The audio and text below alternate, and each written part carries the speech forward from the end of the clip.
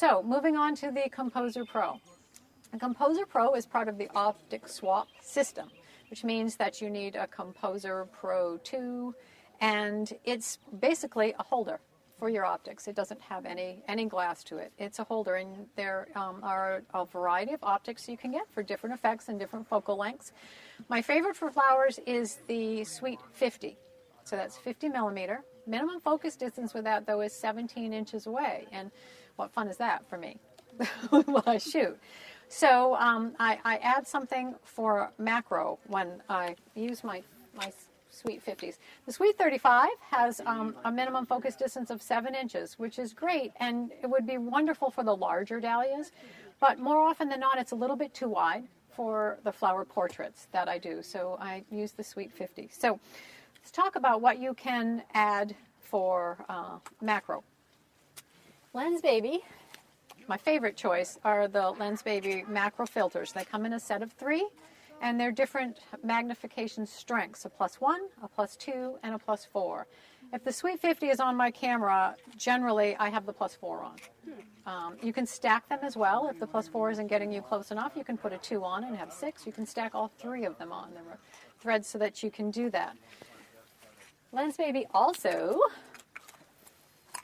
makes macro converters, and these work like extension tubes. You familiar with extension tubes that you would put between the lens and your camera? They usually come in different widths, and they can add different magnifications. These work the same way, but instead of going between your lens and the camera, they go into the composer between the optic and the composer, and there are 2 different strengths for those, okay, as well. Let's talk about the Sweet 50. So here's your focus, similar to your velvets. Your apertures are on the optic itself. Okay, I'm going to have you put it on f4 again. Now what makes this so outstanding, and probably my favorite Lensbaby of all if I had to pick one, but that's like choosing children for me, and it varies by the day. So what makes it so special is that you have a sweet spot of focus that's surrounded by blur. And how large that sweet spot will be determined by your aperture. Okay, so if you're wide open, very small amount in focus, a lot of blur. And as you stop down, that sweet spot's going to get bigger. I'm telling you to start with f4 because it's a size that you can see. It's big. The sweet spot is big enough so that you can see it. Okay. What makes this so special is that you don't have to keep that sweet spot in the middle. You can bend it anywhere you want in the frame. Now, don't do this with flowers. Don't put your point of focus on the edge of the frame because that's going to draw the eye and out of the frame, okay? A little bend goes a long way. Just a little to the right, to the left, up or down, okay? But as you start, I want you to keep it in the center. If you, some of you have used these for years, that's fine. Go right ahead and start bending. But if you are new to the Sweet 50, you're going to find focus easier to keep that sweet spot right in the center. Is it great compositionally? No, but you're learning how to focus. So give yourself a little slack and don't worry too much about, I hate to say don't worry about your composition, but your main point is to get sharp focus, all right? And then I'll come around and check your focus. You can have a look at your LCD and then start making slight bends. So anytime you shoot a flower that has long stamen or something structure coming out from it, try a slightly side view so that you get the structure of the flower, okay?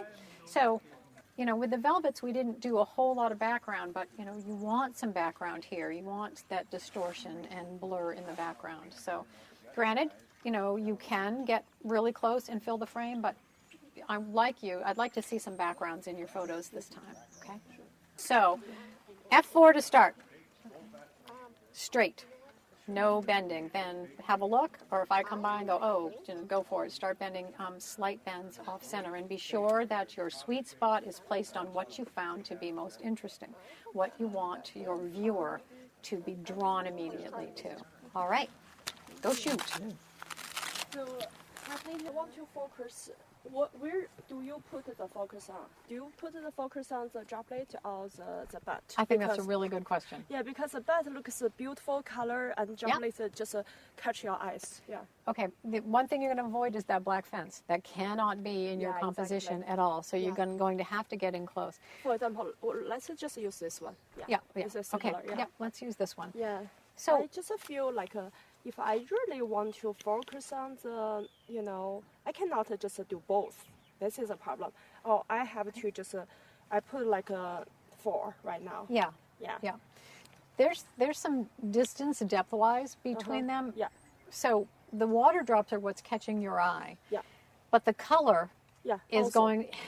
going to catch your viewer's eye. So Sure. I think you have to have both in focus. If there are water drops in your composition, one, they have to be tack sharp, and for the picture to be the most effective, there needs to be an interesting reflection in the drops. Not just a plain drop, but another flower reflected can take it really up a notch as well. But so you're probably going to have to experiment with angles. Okay. To take a look And at I'm the thinking reflections. f5.6. So because you're stopping down at f5.6, be sure you've got distance. So Sure. and you don't want to merge with this one. So this angle won't work, but slightly side. You might be able to line that up with that in the background as well for a little more color. If you want the pink to be in the flower to be the only pink for stronger contrast in your composition, then don't include any of the other flowers. Yeah. As I'm standing here, look at this drop. It's bigger and it has the fence reflected in it. But in the future, when you're looking at drops, look for something interesting reflected in the drops. Sure. This is a good one right here because there's 2 drops you could shoot from this angle and you've got the distance. So that might be your subject. Those are great drops. Let's hope they stay. Okay. Yeah. To let me try. Okay. So try 5.6. You've got that good distance in the background, so you'll still get blur. Sure. Let me try that. Oh my There you gosh. go. You did it. I love it. Beautiful. Thank you. Good. Thank you so much. Okay. I just need to remember this lens is basically you do want some background in there. No, not always. Not always? Come over here. Okay. I don't want you to leave thinking that. Good. Okay. I often will shoot large flowers full frame. Let me show you how I do that. So because this one had depth, I'm going to stop down a little bit. Try 5.6. And I'm going to have to get parallel to the surface of it to get even focus. Okay? And I'm going to put the center of the flower slightly to the left. Okay. You could put it slightly up, slightly down, slightly to the right. I'm going to put it slightly to the left. Because what it does for petal blur. Oh, yeah. I love it. Yeah. See, so you don't need background. Yeah. Look at the blur that I got at 5.6. Yeah. The other thing to remember is the closer you get to your subject, the more you lose depth of field. Right. Macro diopters and getting close. So even at 5.6, you saw the amount of blur I got, but Right. that's tack sharp. So you don't need background. Yeah. When we start talking about the twist and the burn side, where you're going to want background, but don't think that with these. Good. Okay? Good. I'm glad we got that. Okay. Thanks.